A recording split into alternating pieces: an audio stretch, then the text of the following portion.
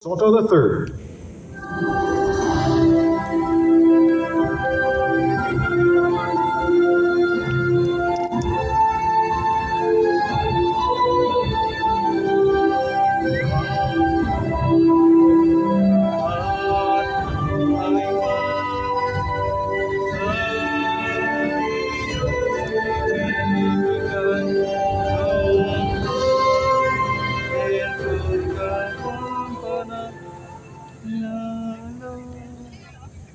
As the Senate President and co-chair of the joint public session of Congress that canvassed the votes for presidential and vice presidential candidates in the national elections held on the 9th of May, 2022. It is my distinct honor and privilege to join you in this historic occasion and read the dispositive portion of the resolution of both houses, which proclaim the duly elected President and Vice President of the Republic of the Philippines. The dispositive portion of the said resolution reads as follows. Resolved further to declare that candidate Ferdinand Bongbong Marcos Romualdez Marcos Jr.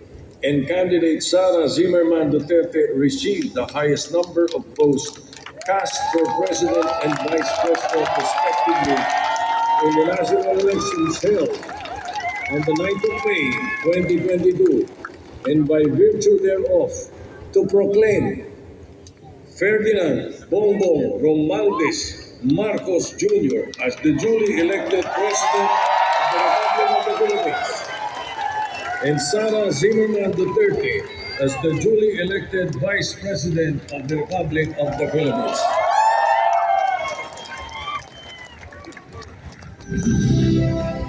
To administer the oath of office to President-elect Ferdinand Romualdez Marcos Jr., Chief Justice Alexander G. Gasmundo. May we request on stage Attorney Liza Araneta Marcos, Ferdinand Alexander Sandro Marcos, Joseph Simon Marcos, and William Vincent Marcos to witness the oath taking.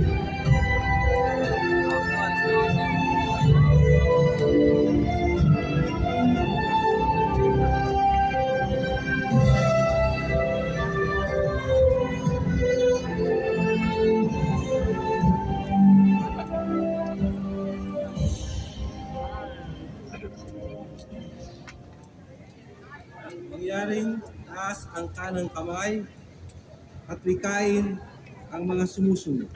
Ako, si Ferdinand Romualdez Marcos Jr. Si Ferdinand Romualdez Marcos Jr. ay mataimping na nanunumpa. Natutuparin ko ng buong katapatan at sigasig Natutuparin ko na buong katapatan at sigasig ang aking mga tungkulin ang aking mga tungkulin bilang Pangulo ng Pilipinas. bilang Pangulo ng Pilipinas. Nangangalagaan At ipagtatanggol at ipagtatanggol ang kanyang konstitusyon. ang kanyang konstitusyon. Ipatutupad ang mga batas nito. Ipapatupad ang mga batas nito, Magiging makatarungan sa bawat tao. magiging makatarungan sa bawat tao, At itatalaga ang aking sarili at itatalaga ang aking sarili sa paglilingkod sa bansa. sa paglilingkod sa bansa. Kasiyanawa ako ng Diyos. Kasinawan ako ng Diyos. Congratulations, Mr. President.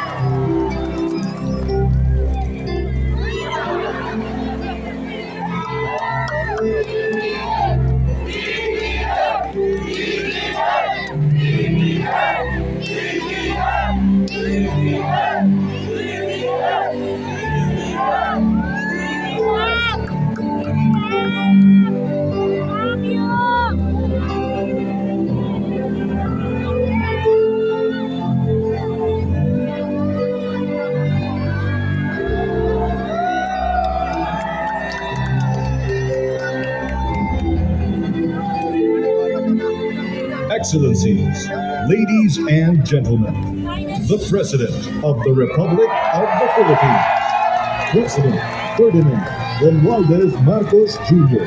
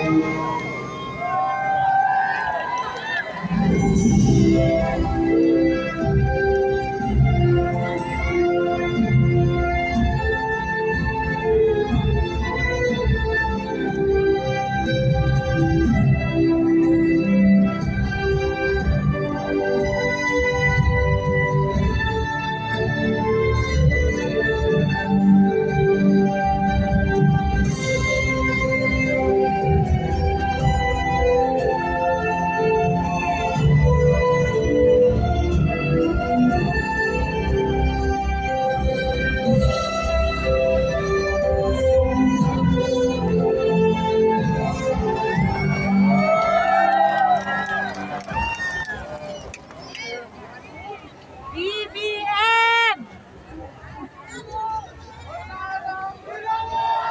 We love you, His BBM! Excellency David Hurley, Governor General of Australia, and First Lady Linda Hurley, Their Excellencies, Special Envoys, and Heads of Delegations, His Excellency, Most Reverend Charles John Brown, and the esteemed members of the Diplomatic Corps, Vice President Sara Duterte,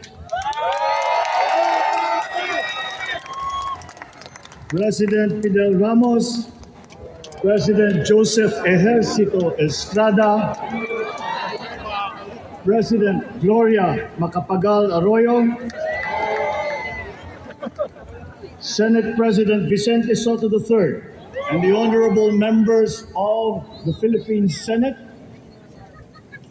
House Speaker Lord Alan J. Velasco, and the honorable members of the House of Representatives, Chief Justice Alexander Gesmundo, and the honorable justices of the Supreme Court, of course, First Lady Lisa Araneta, and my children, Alexander, Sandra, Simon, and Vincent. Sandra! I cannot proceed without a special greeting, of course, to the former First Lady. Imelda!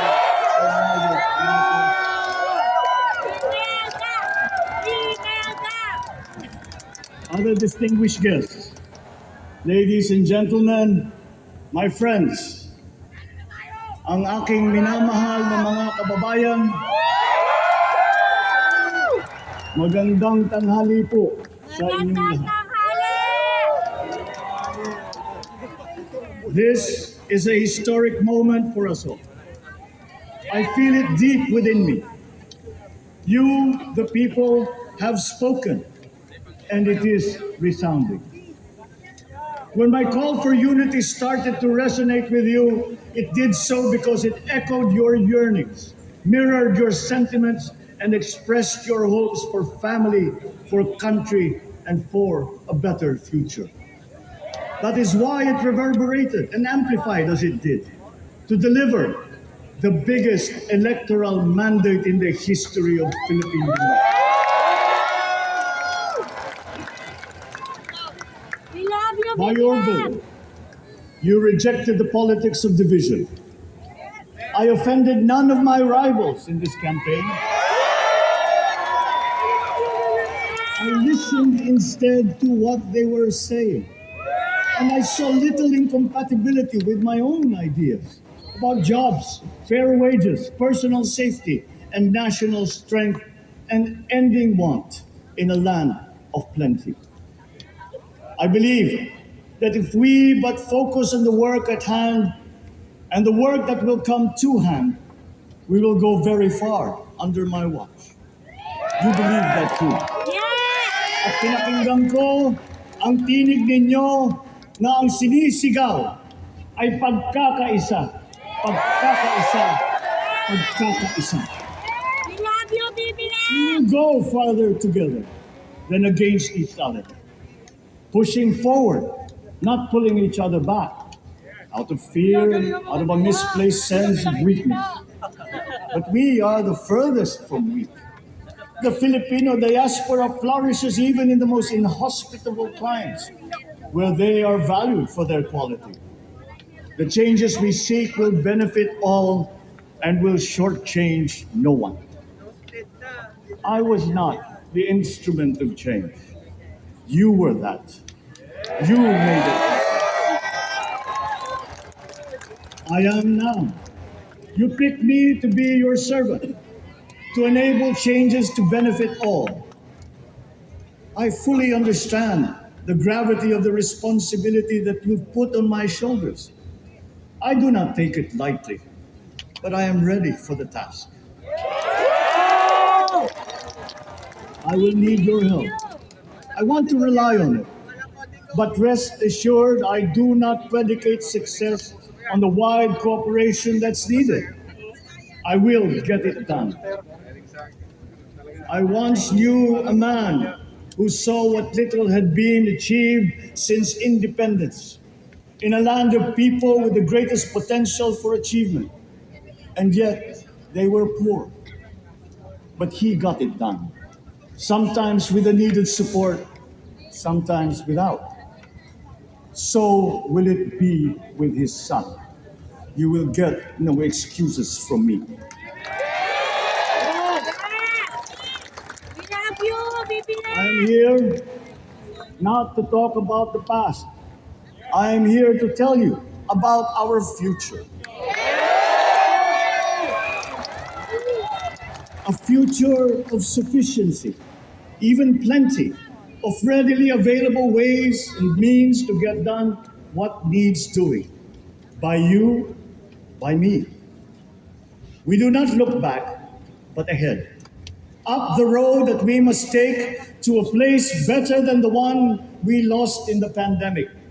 Gains made and lost, opportunities missed, well-laid plans superseded by the pandemic. Indeed, ours was the fastest growing economy in ASEAN by ways now outdated.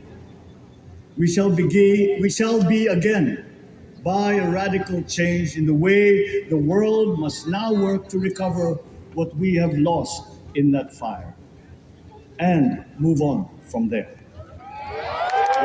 We face prospects of the spread of the war abroad, of which we are totally blameless. We seek friendship with all. But our countries like ours will bear the brunt of it. And if the great powers draw the wrong lessons from the ongoing tragedy in Ukraine, the same dark prospect of conflict will spread to our part of the world. Yet, there is more out there. Like going forward by new ways of doing that the pandemic forces to adopt. A stronger resilience, quicker adaptability. They are our best prevention. They are our best protection.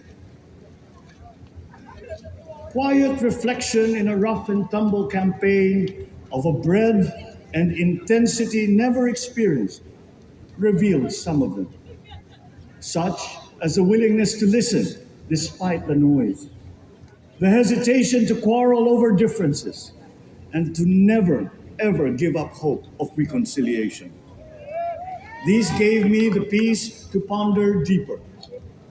There are hints of a road not taken that could get us out of here quicker to something better, something less fragile.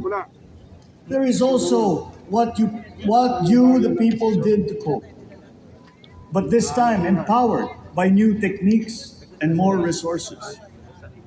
You got by, getting some of what you needed with a massive government help. And for this, I thank my predecessor for the courage of his hard decisions. But there is a way to put more means and choices in your hands. I trust the Filipino. Imagine how much more you'd achieve if government backstops instead of dictating your decisions. Always there to pick you up when you fall, giving what you need to get past a problem.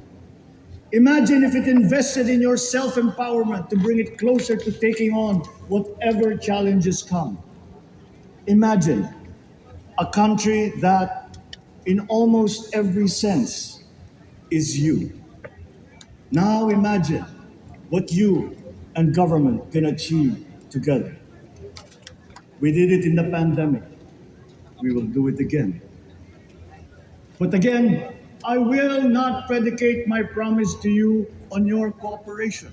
You have your own lives to live, your work to do, and there too I will help. Government will get as much done alone without requiring more from you. That is what government and public officials are for. No excuses, just deliver. It was like that once upon a time.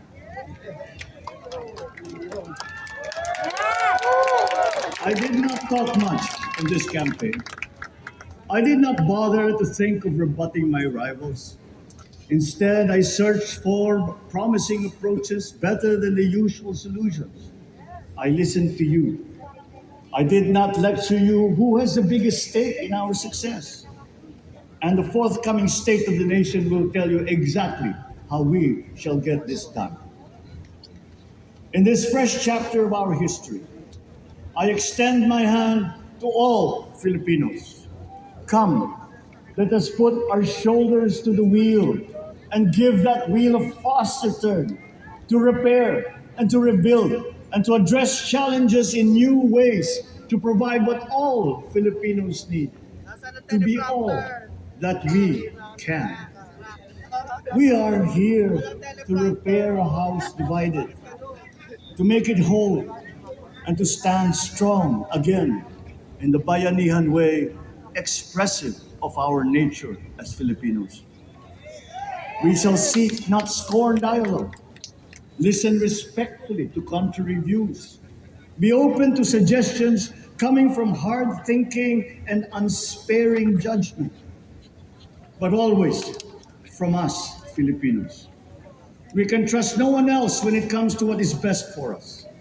Past history has often proven that. Solutions from outside divided us. None deepened our understanding. They were always at our expense. Never forget, we are Filipinos. One nation, one republic, indivisible. We resisted and never failed to defeat foreign attempts to break up our country in my father's watch. His strongest critics have conceded that. So let us all be part of the solution that we choose. In that lies the power to get it done. Always be open to differing views, but ever united in our chosen goal. Never hesitating to change it, should it prove wanting. That is how agile, resilient republics are made. Our future we decide today. Yesterday cannot make that decision anymore, nor can tomorrow delay it. The sooner we start, the surer and quicker the prospect of achieving our future. These are troubling times. What's happening to others can happen to us, but it will not. We see what's happening. We are witness to how it is being stopped, and we have seen the glory that crowns struggle against all odds. Giving up is not an option. We've been through times of bitter division, but united, We came through to this when it shall begin again, but better. The campaigns I've run have taken me here where I stand today. I listened to you, and this is what I have heard. We all want peace in our land. You and your children want a good chance at a better life in a safer, more prosperous country. All that is within reach of a hard-working, warm, and giving race. Your dreams are mine. Pangarap nyo ay pangarap ko. How can we make them come true? How can we do it together? But I will take it as far as anyone with the same faith and commitment can, as if it depended entirely on himself. Sa pangarap na maging mapayapa ang ating bansa, ang pangarap nyo ay pangarap ko. Sa pangarap na maging maunlad ang ating bansa, ang pangarap nyo ay pangarap ko. At sa pangarap na maging mas masinan ang kinabukasan natin at ng ating mga anak, ang pangarap nyo ay pangarap ko.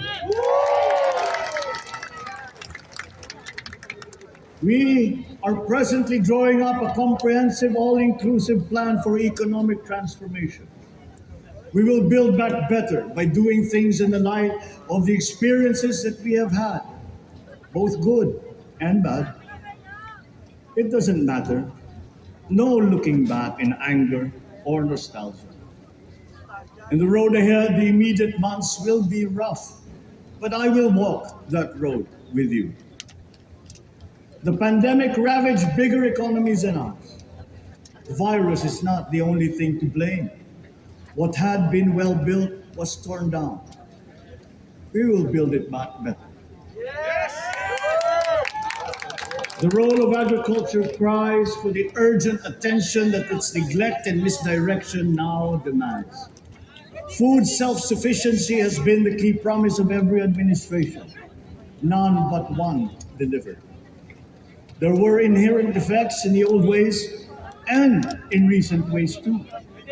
The trade policy of competitive advantage made the case that when it comes to food sufficiency, a country should not produce but import what other countries make more of and sell cheapest. Then came Ukraine. The most vulnerable when it comes to food are the countries furthest away from the conflict, those bearing no blame for provoking it.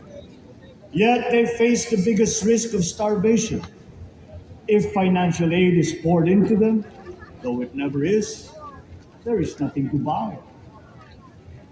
Food is not just a trade commodity.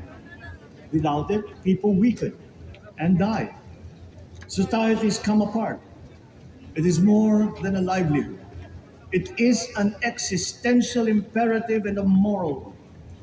An agriculture damaged and diminished by unfair competition will have a harder time or will have no prospects at all of recovery. Food sufficiency must get the preferential treatment the richest free trade countries always gave their agricultural sectors. Their policy boils down to don't do as we do, do what we tell you to. I am giving that policy the most serious thought if it doesn't change or make more allowances for emergencies with long-term effects. There is a parallel problem in our energy supply. Sufficient fossil fuel-free technology for whole economies has yet to be invented. And it is not seriously tried by rich countries. Again, consider the response of the richest countries to the war in Ukraine. But surely, a free world awash with oil can assure supplies. Or we will find a way. We are not far from oil and gas reserves that have already been developed. What we teach in our schools, the materials used must be rethought. I am not talking about history. I'm talking about the basics, the sciences, sharpening theoretical aptitude and imparting vocational skills, such as in the German example. alongside the national language with equal emphasis and facility in a global language, which we had and lost. Let us give OFWs all the advantages we can for them to survive and to thrive. Our teachers from elementary up are heroes fighting ignorance with poor paper weapons. We are condemning the future of our race to menial occupations abroad. Then they are exploited by traffickers. Once we had an education system that prepared coming generations for more and better jobs. There is hope for a comeback. Vice President and soon-to-be Secretary of Education, Sara Duterte Carter, will take that mission to achieve. We won't be caught unprepared, under-equipped, and understaffed to fight the next pandemic. To start with, we never got over the pandemic of poor, if any, free public health. The last major upgrade of a public health system, exemplified by the resources poured into PGH, predates the current shambles by 3 generations. Our nurses are the best in the world. They acquitted themselves with the highest distinction abroad, having suffered even the highest casualties. With the same exemplary dedication at home, they just got by. They are out there because we cannot pay them for the same risk and workload that we have back here. There will be changes starting tomorrow. I am confident because I have an uplift in my cabinet. There were shortcomings in the COVID response. We will fix them out in the open. No more secrets in public health. Remember, I speak from experience. I was among the first to get COVID. It was not a walk in the park. My father built more and better roads, produced more rice than all administrations before his. President Rodrigo Roa Duterte built more and better than all the administrations succeeding. Much has been built, and so well, that the economic dogma of dispersing industry to develop the least likely places has been upturned. Development was brought to them. Investors are now setting up industries along the promising routes built. And yet, the potential of this country is not exhausted. Following these giant steps, we will continue to build. I will complete on schedule the projects that have been started. I'm not interested in taking credit. I want to build on success that's already happening. We will be presenting the public with a comprehensive infrastructure plan. 6 years could be just about enough time. No part of our country will be neglected. Progress will be made wherever there are Filipinos, so no investment is wasted. The recovery of Philippine tourism with its emphasis on accessing nature's beauty, I am sure will exceed expectations. And bigger is not always better, but there's something to be said for economies of scale. And yet the country invites investments in fast rising industries with quick returns and inflicts irreparable damage for future generations. We have yet to see large-scale practical solutions to pollution, though some are beginning to emerge. But there are tried and proven new ways of mitigation. Blades have been turning over the sand dunes of Ilocos Norte, harnessing a power all around but unseen long before this day. I built them. The rich world talks a great deal but does a lot less about it than those with much less, but who suffer more death and destruction from climate change and lack of adaptation. We will look to our partners and friends to help the Philippines, who, despite having a very small carbon footprint, is at the highest risk. First, spare victims, then help them recover, and move on to lessen the harmful impact of climate change. We too have our part to play. We are the third biggest plastics polluter in the world, but we won't shirk from that responsibility. We will clean up. You will not be disappointed, so do not be afraid. With every difficult decision that I must make, I will keep foremost in my heart and in my mind the debt of gratitude I owe you for the honor and responsibility that you have conferred on me. Whatever is in a person to make changes for the better of others, I lay before you now in my commitment.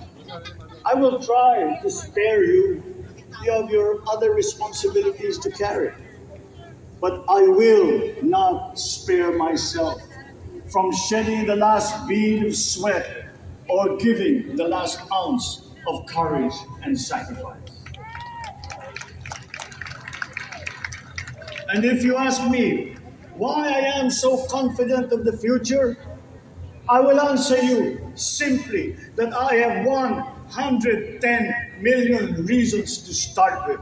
Such is my faith in the Filipinos.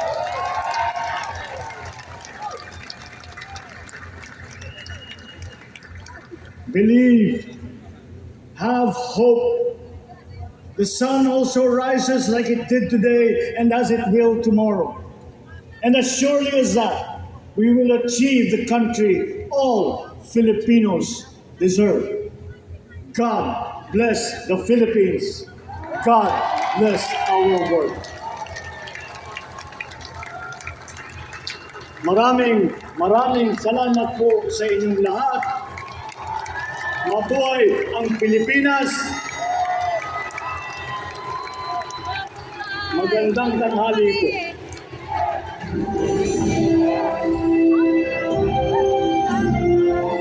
Excellencies, ladies and gentlemen, the President of the Republic of the Philippines, President Ferdinand Romualdez Marcos Jr.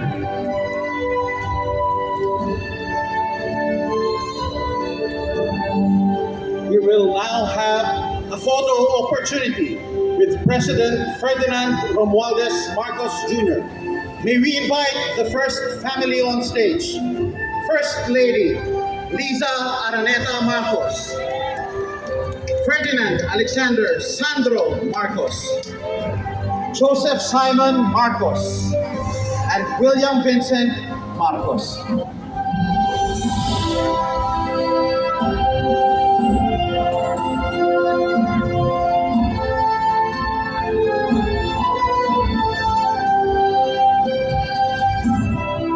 May we now request Vice President Sara Duterte to join the first family.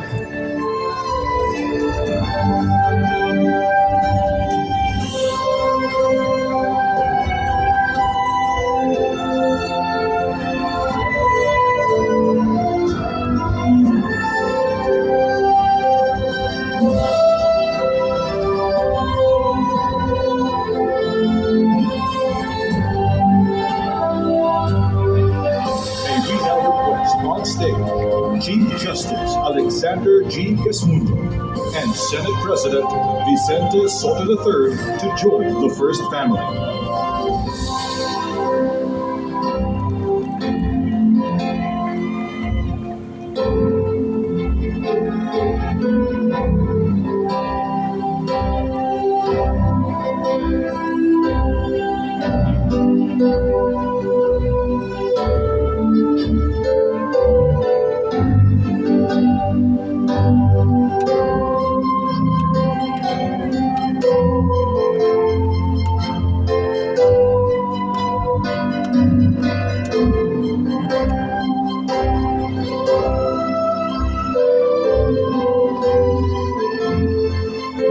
May we now request Madame Imelda R. Marcos, Senator Amy Marcos, and Ms. Irene Marcos Araneta to join the first family.